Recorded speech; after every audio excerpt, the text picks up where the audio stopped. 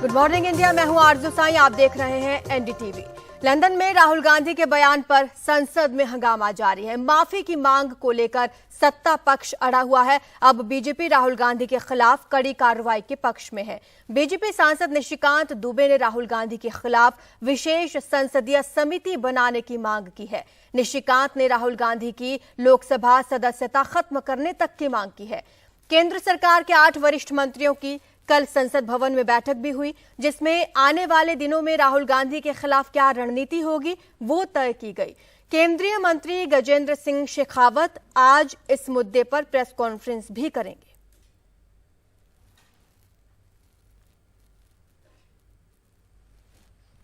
ज्यादा जानकारी हमारे सहयोगी अखिलेश शर्मा हमें देंगे। अखिलेश, पिछले 4 दिनों से हम देख रहे हैं, आज 5वां दिन हो जाएगा, लेकिन अभी तक कोई काम हो नहीं पाया। जम्मू कश्मीर का बजट पेश होना था और कई महत्वपूर्ण बिल थे जो पारित होने थे, लेकिन ऐसे में तो लगता नहीं है कि इस बार इस दूसरे सत्र में कुछ काम हो पाएगा। हाँ, जो आपने सही कहा, लग नहीं रहा है कि इस दूसरे सत्र में कोई कामकाज हो पाएगा, क्योंकि राहुल गांधी की टिप्पणियों को लेकर बीजेपी ने अपना रुख काफी कड़ा कर लिया है। कल ही रक्षा मंत्री राजनाथ सिंह के साथ 8 वरिष्ठ मंत्रियों की बैठक हुई थी, जिसमें आगे की रणनीति को अंतिम रूप दिया गया। इसी बीच बीजेपी सांसद निशिकांत दुबे ने 2005 की याद दिलाई है, जब सवाल पूछने के बदले में घूस लेने के आरोप में 11 सांसदों की सदस्यता खत्म कर दी गई थी। और तब इसको जब सुप्रीम कोर्ट में चुनौती दी गई थी, तब सुप्रीम कोर्ट ने भी इसे सही ठहराया था। तो उसी का हवाला देते हुए अब निशिकांत दुबे एक विशेष समिति बनाने की मांग कर रहे हैं, जिसमें राहुल गांधी के जो कैम्ब्रिज और तमाम लंदन दौरे के दौरान जो बयान दिए गए थे लोकतंत्र को लेकर, अमेरिका और यूरोप के बारे में कि वो चुप क्यों हैं भारत की परिस्थितियों को देखते हुए, इन सब को लेकर एक विशेष समिति बनाने की मांग की है। और ये कहा है कि वो समिति बनाए और जांच करे, और उसके बाद राहुल गांधी जो कि लोकसभा में वायनाड से सांसद है, उनकी सदस्यता भी खत्म कर दी जाए। हालांकि अभी तक औपचारिक रूप से सरकार ने या बीजेपी की ओर से लोकसभा अध्यक्ष को इस बारे में कोई प्रतिवेदन नहीं दिया गया है, लेकिन ये एक ऐसा सुझाव है जिस पर कि गंभीरतापूर्वक विचार किया जा रहा है। दूसरी ओर प्रिविलेज कमेटी में भी राहुल गांधी के खिलाफ मामला चल रहा है, वहां भी निशिकांत दुबे और संसदीय कार्य मंत्री प्रहलाद जोशी की शिकायत है, उसकी भी कार्रवाई लगातार चल रही है। और ऐसे में वहां पर भी एक दबाव बनाने का प्रयास राहुल गांधी के ऊपर किया जा रहा है। तो दोनों तरफ ये है, और ऐसे में इस बात की भी संभावना से इनकार नहीं किया जा सकता कि राहुल गांधी के सदस्यता को लेकर सरकार की ओर से कोई आने वाले दिनों में हमें कोई मूव देखने को मिले। और जहां तक बीजेपी का प्रश्न है, बीजेपी ने कल ही इस बात का ऐलान कर दिया है कि पूरे देश में राहुल गांधी के खिलाफ आंदोलन होगा अगर वो अपने बयानों के लिए माफी नहीं मांगते हैं।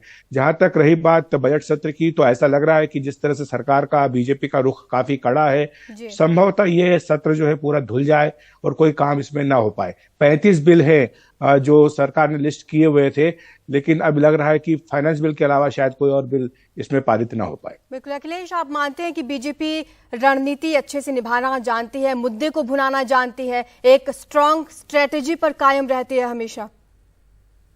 देखिए, इसमें महत्वपूर्ण बात यह है कि राहुल गांधी ने कि मुद्दा बीजेपी के हाथ में दिया है। दूसरी बात वो ये कह रहे हैं कि मुझे संसद में क्यों नहीं बोलने दिया जा रहा है। उन्होंने कहा कि कल वो स्पीकर से भी मिले थे, वो चाहते हैं कि उनको लोकसभा में बोलने का मौका दिया जाए। इसमें भी राहुल गांधी की 2 रणनीति है। अगर उन्हें बोलने का मौका मिलता है तो वो अपनी तमाम बातें कह सकते हैं, अपने आरोपों को दोहरा सकते हैं, और अगर उन्हें बोलने का मौका नहीं मिलता है तो ये कह सकते हैं कि देखिए, लोकतंत्र के बारे में जो मैंने बात कही थी वो सही है कि संसद में जो है किसी सांसद को बोलने नहीं दिया जा रहा है, विपक्ष के सांसद को बोलने नहीं दिया जा रहा है। तो ये तो राहुल गांधी की रणनीति है। बीजेपी को यह लगता है कि राहुल गांधी के ऊपर फोकस बनाने से जो विपक्षी एकता है उस पर प्रश्न चिन्ह लगता है, क्योंकि कई विपक्षी पार्टियां ऐसी हैं जिसमें कि तृणमूल कांग्रेस है, बीआरएस है, आम आदमी पार्टी, जो कि राहुल गांधी के नेतृत्व में काम नहीं करना चाहते हैं। तो अगर राहुल गांधी के ऊपर फोकस रहेगा, बीजेपी की रणनीति यह है कि राहुल गांधी के ऊपर फोकस रहे, तो इससे जो कुछ अन्य विपक्षी पार्टियां हैं वो कतराएंगी कांग्रेस पार्टी के साथ खड़े होने में। बिल्कुल, शुक्रिया आपका अखिलेश इस तमाम जानकारी के लिए। तो यहाँ पर बयानबाजी का दौर जारी है, आरोप प्रत्यारोप लग रहे हैं और संसद का काम लगातार ठप हो रहा है। उधर कांग्रेस नेता राहुल गांधी के सदन में दिए गए इस बयान को लेकर राजनीति गरमाई है। इसके चलते बीते 4 दिन से संसद ठप पड़ी है। कल राहुल गांधी ने प्रेस कॉन्फ्रेंस भी की, सरकार पर उन्होंने तमाम सवाल उठाए। उन्होंने कहा, मैंने लंदन में कोई भी भारत विरोधी बयान नहीं दिया। मुझ पर 4 मंत्रियों ने आरोप लगाए हैं। मैं संसद में अपनी बात रखना चाहता हूं, लेकिन लगता नहीं है कि मुझे बोलने दिया जाएगा। दूसरी ओर बीजेपी का ये कहना है कि राहुल गांधी ने विदेश में देश का अपमान किया। बीजेपी प्रवक्ता रविशंकर प्रसाद ने कहा कि राहुल गांधी का अहंकार देश से बड़ा नहीं है, उन्हें माफी मांगनी चाहिए।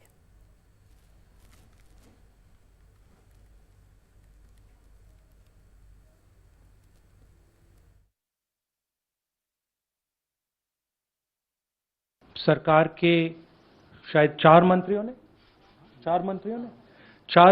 ने मेरे ऊपर आरोप लगाया है, हाउस में आरोप लगाया है, तो मेरा हक है कि मुझे पार्लियामेंट हाउस में अपनी बात रखनी देनी चाहिए। क्लैरिटी नहीं है, मगर मुझे नहीं लगता है कि मुझे बोलने देंगे। मैं होपफुल हूं कि कल मुझे बोलने दें। आज 1 मिनट के अंदर, मेरे आने के बाद 1 मिनट के अंदर उन्होंने हाउस को अडजर्न कर दिया। आज उन्होंने प्रेस में ऐसी कोई बात नहीं की कि उन्हें खेद है जो उनके द्वारा कहा गया। बीजेपी का स्पष्ट आरोप है, राहुल गांधी को माफी मांगना चाहिए और हम राहुल गांधी की माफीनामा के लिए देश भर में कैंपेन करते रहेंगे। आप भारत के लोकतंत्र का अपमान करेंगे, भारत की जनता के अभिमत का अपमान करेंगे और ऊपर से लंबे लंबे भाषण देंगे। संसद लगातार ठप है और इसी मुद्दे पर हमारे सहयोगी राजीव रंजन ने अकाली दल की नेता हरसिमरत कौर से बातचीत की है, जिसमें उन्होंने चिंता जताई कि संसद चल नहीं पा रही। ऐसे में हम जनता के मुद्दे कहां उठाएं? बजट सत्र के दूसरे भाग में सत्ता पक्ष और विपक्ष के बीच संग्राम जारी है। हमारे साथ है हरसिमरत कौर, पूर्व केंद्रीय मंत्री। एक अलग तरह का प्ले कार्ड लेके आप आई हैं जिसमें लिखा हुआ parliament to function save democracy. देखिए, हर बारी जब भी सेशन शुरू होता है तो विपक्ष कई दिनों तक सदन को चलने नहीं देता, क्योंकि जो रूलिंग पार्टी उनको अपनी बात रखने नहीं देती है। लेकिन इस बार तो नई चीज देखने को मिल रही है कि जिसने सदन चलाना होता है, जिनकी जिम्मेवारी होती है, वो ही खुद उठ के सदन को चलने नहीं दे रहे हैं। तो पहली बारी देख रही हूँ कि सत्ता पक्ष और विपक्ष दोनों इकट्ठे होके ये हाउस की प्रोसीडिंग्स को डिले करके हाउस को चलने नहीं दे रहे हैं। तो मैं जानना चाहती हूँ कि लोगों के पैसे से जो ये सदन चलता है और लोगों के जो मुद्दे हैं, बेरोजगारी है, महंगाई है, किसानी मुद्दा है, वो हम जैसे लोग जो कहाँ पे जाके उठाएं, जो सत्ता और विपक्ष दोनों मिलकर ही सदन नहीं चले। लेकिन जो सदन नहीं चल रहा है, किसकी ज्यादा जिम्मेदारी है? देखिए, जिम्मेवारी तो सरकार की होती है कि आप सदन चलाएं, आप बैठ के डायलॉग करें, आप डिस्कशन करें और कंसेंसस में पहुंचे ताकि हाउस चले। लेकिन जब आप खुद ही खड़े होके आप हाउस को नहीं चलने देंगे तो चलाएगा कौन?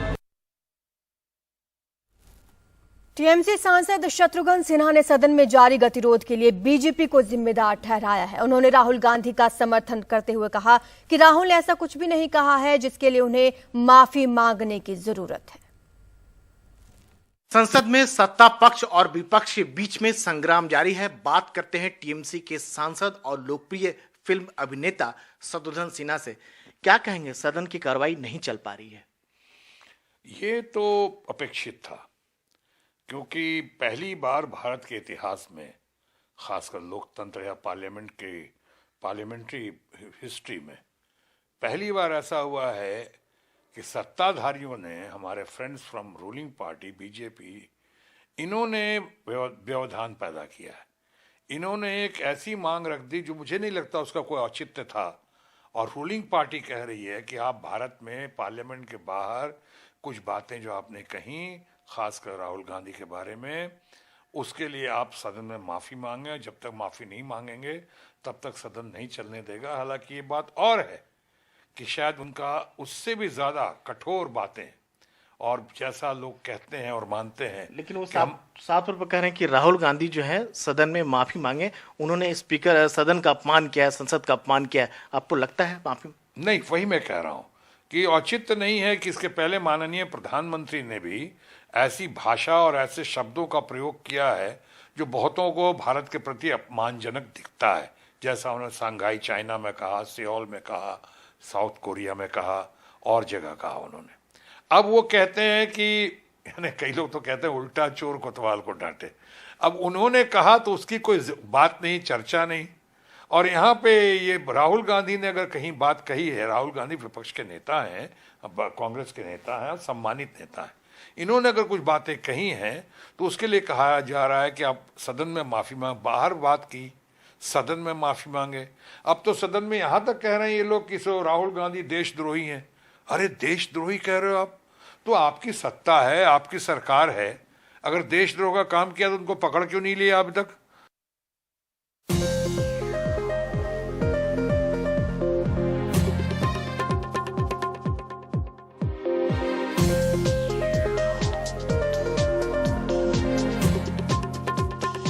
महाराष्ट्र के उप मुख्यमंत्री देवेंद्र फडणवीस की पत्नी अमृता फडणवीस ने एक कथित परिचित के खिलाफ धमकी और साजिश का आरोप लगाते हुए मामला दर्ज कराया है।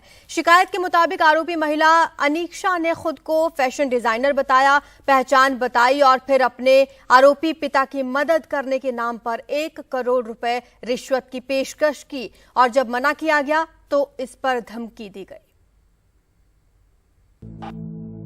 अपने बेबाक अंदाज और बयान के लिए जानी जाने वाली अमृता फडणवीस पेशे से बैंकर हैं और महाराष्ट्र के उप मुख्यमंत्री देवेंद्र फडणवीस की पत्नी हैं। अमृता फडणवीस ने मुंबई के मालाबार हिल पुलिस थाने में बुकी अनिल जयसिंघानी और उसकी बेटी अनीक्षा के खिलाफ शिकायत दर्ज कराई है।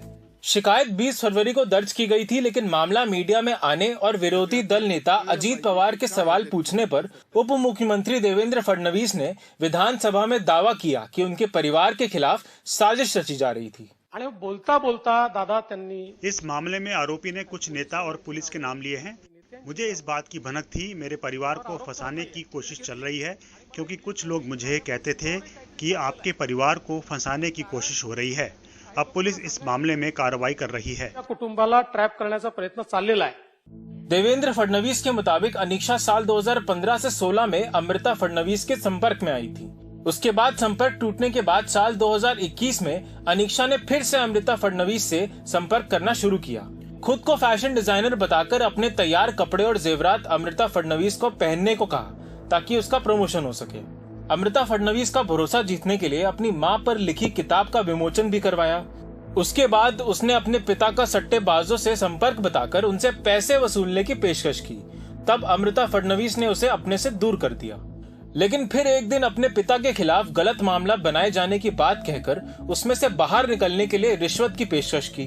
मेरे पिताजी को छुड़ाने के लिए हम 1 करोड़ रुपया लेने को तैयार है और उसके बाद कई बातें और कही और मेरी पत्नी ने उसके बाद उसको ब्लॉक किया।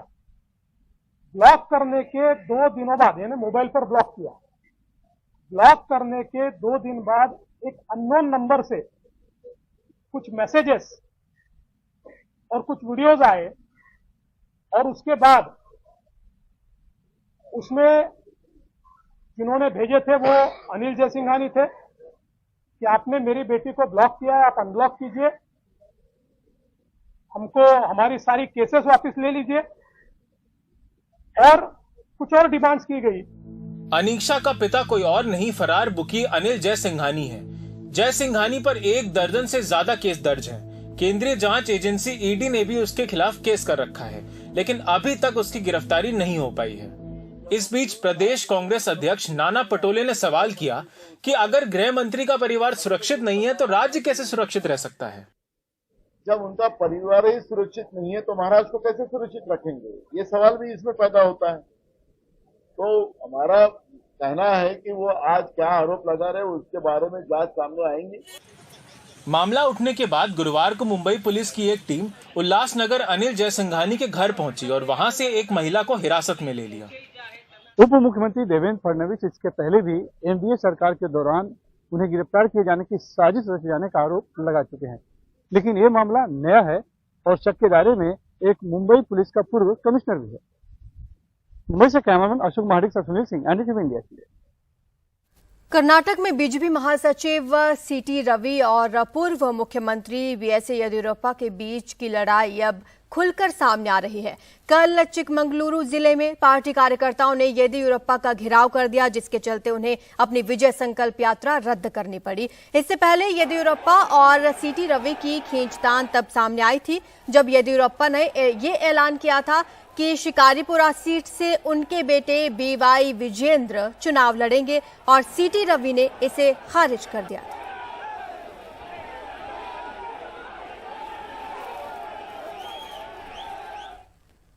कर्नाटक में जहां एक तरफ बीजेपी एंटी इनकम्बेंसी का सामना कर रही है, वहीं पार्टी के अंदर हावी होती गुटबाजी बीजेपी नेतृत्व के लिए किसी बड़ी चुनौती से कम नहीं है। मोदी और अमित शाह ने येदियुरप्पा का दामन एक बार फिर से थामा है, तो वहीं स्थानीय नेताओं को येदियुरप्पा और उनके बेटे विजेंद्र का बढ़ता कद रास नहीं आ रहा। बीएस येदियुरप्पा के बेटे और उनके राजनीतिक उत्तराधिकारी बीवाई विजेंद्रा का बढ़ता कद।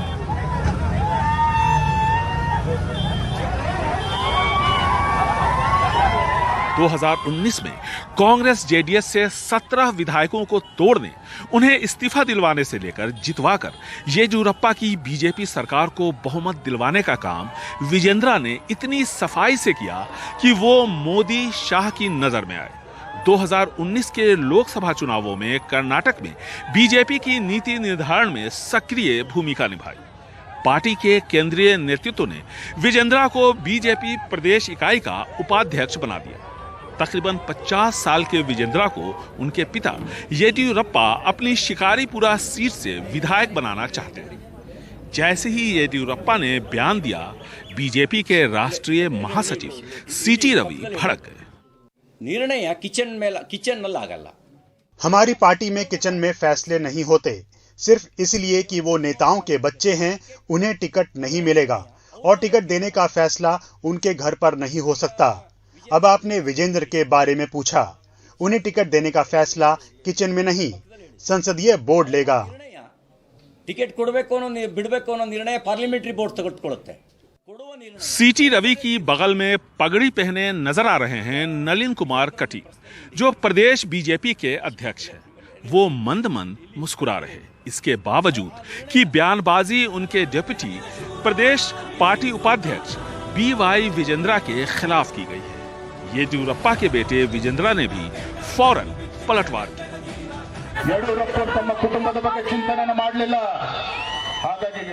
येदियुरप्पा ने कभी भी अपने परिवार की चिंता नहीं की, लेकिन जो लोग येदियुरप्पा पर बयान दे रहे हैं उन्हें मैं चेतावनी दे रहा हूं।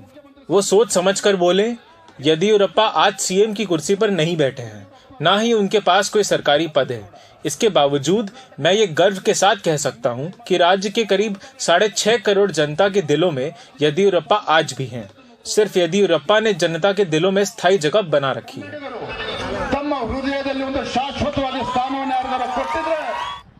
तकरीबन 78 साल की उम्र में 2019 में जब येदियुरप्पा मुख्यमंत्री बने, तो बीजेपी के अंदर आवाज उठी कि भले ही मुख्यमंत्री येदियुरप्पा हों, लेकिन सरकार विजेंद्रा ही चला रहे हैं। येदियुरप्पा के बेटे विजेंद्रा का बढ़ता कद कभी भी यहाँ के स्थानीय बीजेपी नेताओं को रास नहीं आया। उन्हें लगता है कि अगर विजेंद्रा ताकतवर होते हैं तो ऐसी सूरत में स्थानीय नेता कभी भी उभर नहीं पाएंगे। यानी बीजेपी का स्थानीय नेतृत्व येदियुरप्पा परिवार के शैडो से बाहर निकलने की कोशिश करता नजर आ रहा है। लेकिन विधानसभा चुनाव नजदीक है, ऐसे में तमाम विरोधों के बावजूद बीजेपी का शीर्ष नेतृत्व येदियुरप्पा के साथ खड़े होने को मजबूर है। बेंगलुरु से कैमरामैन गोविंद मूर्ति के साथ निहाल खिदवई, एनडीटीवी इंडिया।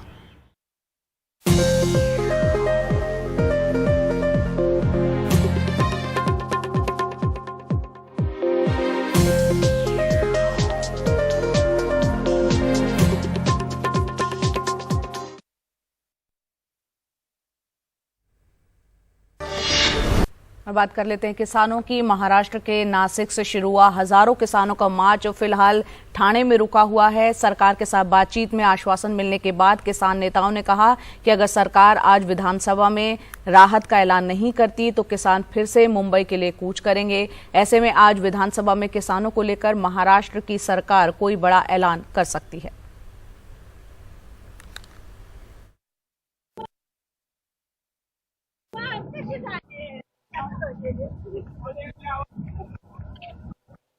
लढण्यासाठी चला रे, घरात बसून वागणार नाही, आता रस्त्यावर चला रे। या सरकारला आठवण लावायचा. तपती धूप के बावजूद हौसलों में कोई कमी नहीं है। गाना गाते हुए हाथ में लाल झंडा लिए और लाल टोपी पहने आदिवासी किसान अपनी मांगों को लेकर लगातार 5वें दिन मुंबई नासिक हाईवे पर पैदल मार्च करते नजर आए।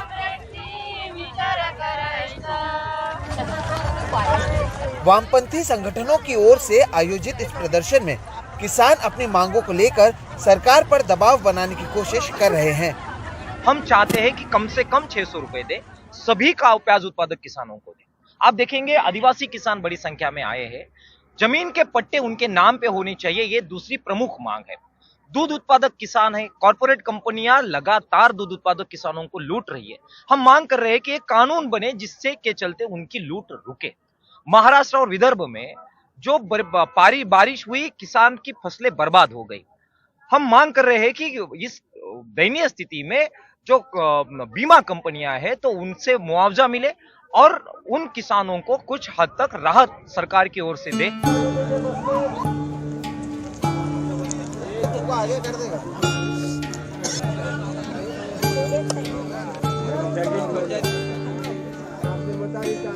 लगातार सड़कों पर चलने का असर किसानों पर पड़ा है।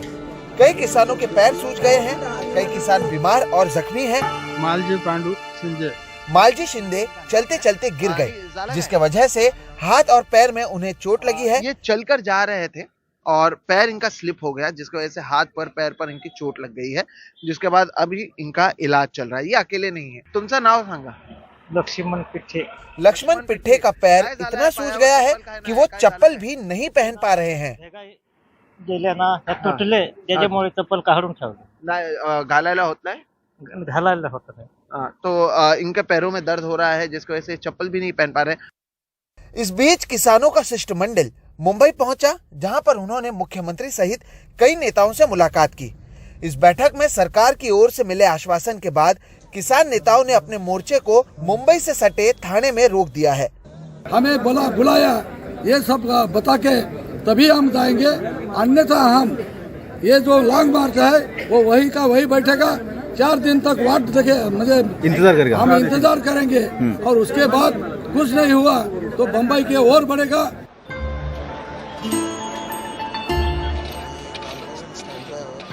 इन नेताओं का कहना है कि अगर सरकार शुक्रवार को विधानसभा में कोई राहत का ऐलान नहीं करती है तो किसानों का मुंबई की तरफ लॉन्ग मार्च जारी रहेगा। लगातार 5वें दिन पैदल चलने के बाद अब किसान मुंबई से केवल 90 किलोमीटर दूर वाशिंद पहुंच चुके हैं। यहीं पर अब किसान इंतजार करेंगे। जैसे कि आप देख सकते हैं, कुछ किसान थक कर यहाँ पर सो भी रहे हैं। अब यह तय हुआ है कि सरकार ने आश्वासन तो कई दिए हैं, तो किसान यहाँ पर रुककर सरकार की ओर से जो आश्वासन दिए गए हैं उस पर कोई कदम उठाया जाए, उसके लिए इंतजार करेंगे। अगर वो होता है तो किसान यहाँ से वापस लौट जाएंगे, लेकिन अगर वैसा कुछ नहीं होता है तो एक बार फिर से किसान यहीं से जो 90 किलोमीटर दूर मुंबई है वहां पर अपने पैदल मार्च को जारी रखेंगे। वाशिंगटन से कैमरा पर्सन राजेंद्र दयालकर के साथ सोहित मिश्रा, एनडीटीवी इंडिया।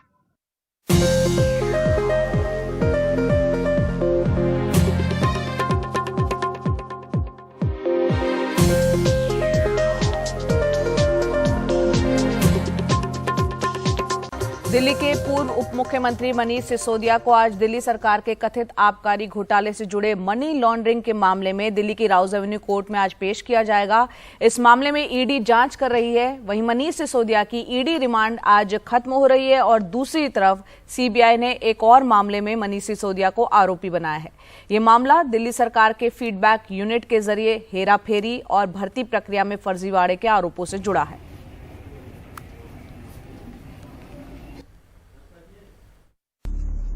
पहले सीबीआई और फिर ईडी की गिरफ्त से मनीष सिसोदिया निकले भी नहीं कि सीबीआई ने फीडबैक यूनिट मामले में एफआईआर दर्ज कर ली है। दरअसल 2015 और 2016 में जब मनीष सिसोदिया विजिलेंस विभाग के मंत्री थे तो दिल्ली सरकार के अधिकारियों के कामकाज और भ्रष्टाचार पर नजर रखने के लिए विजिलेंस विभाग के तहत एक फीडबैक यूनिट बनाई गई। फीडबैक यूनिट के गठन के बाद में पहली आपत्ति दिल्ली सरकार के विजिलेंस डिपार्टमेंट के अंदर से उठी। इसमें आपत्ति फीडबैक यूनिट के गठन, इसके फंड और जो इसमें 17 लोगों की भर्ती कथित तौर पर की गई थी, इसके ऊपर में उठाई गई। कहा यह जा रहा है कि जो 17 लोगों की भर्ती की गई, इसमें ज़्यादातर पैरामिलिट्री फोर्सेस से रिटायर्ड हुए लोग थे। विजिलेंस डिपार्टमेंट की इसी शिकायत को उपराज्यपाल के पास भेजा गया और फिर उपराज्यपाल ने इसको सीबीआई को सौंपा और फिर सीबीआई ने जांच करने के बाद अब मामला दर्ज किया है। सीबीआई ने शुरुआती जांच के आधार पर इस मामले में आरोप लगाए कि फीडबैक यूनिट के गठन में नियमों को ताक पर रखा गया। जिन पदों पर अधिकारियों को रखा गया उनकी मंजूरी उपराज्यपाल से नहीं ली गई, फर्जी बिल पेश किए गए। इस सब के चलते दिल्ली सरकार को 36 लाख रुपए का नुकसान हुआ।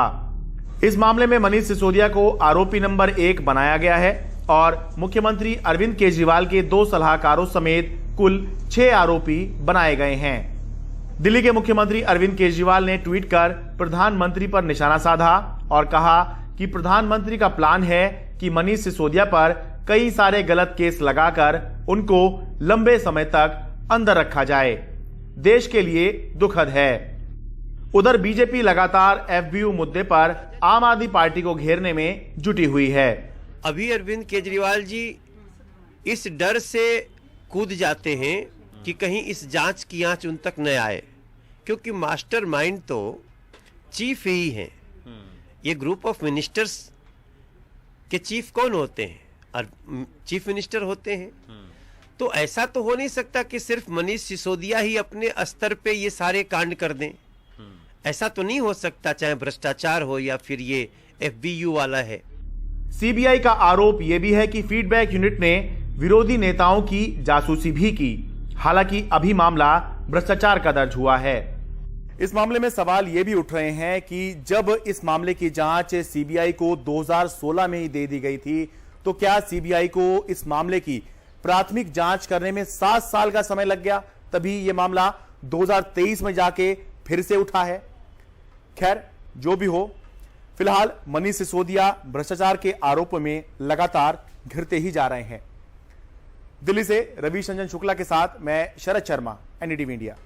आगे बढ़ते हैं। दिल्ली सरकार के कथित शराब घोटाले में तेलंगाना के मुख्यमंत्री केसीआर की बेटी और बीआरएस की एमएलसी के कविता पूछताछ के लिए कल ईडी दफ्तर नहीं पहुंची।